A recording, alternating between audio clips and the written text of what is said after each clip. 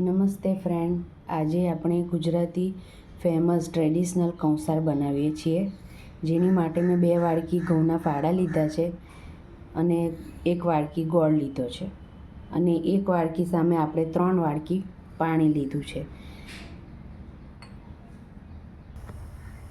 હવે આપણે પાણી લીધું છે, એમાં પાણીને ગરમ કરીને એમાં 2 ચમચી આપણે ઘી નાખવાનું છે.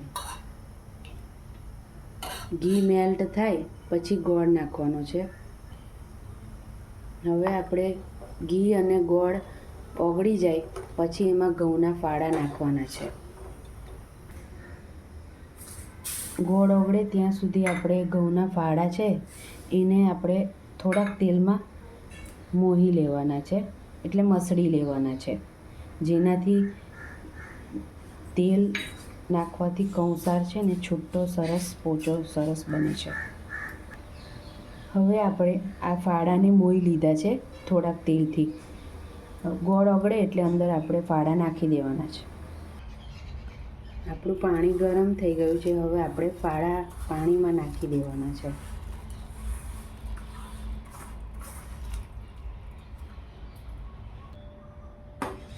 આપણે એને 5 મિનિટે કે થોડી વાર એકવાર હલાવીને પછી ઢાંકીને ધીમા ગેસે થવા દેવાનું છે.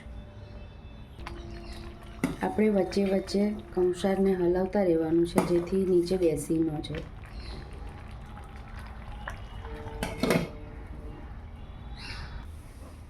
હવે આપણો કંસાર તૈયાર છે.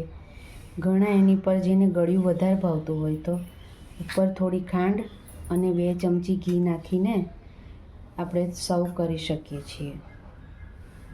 અને શુભ પ્રસંગે બનાવવામાં આવતો કંસાર આપણો તૈયાર છે.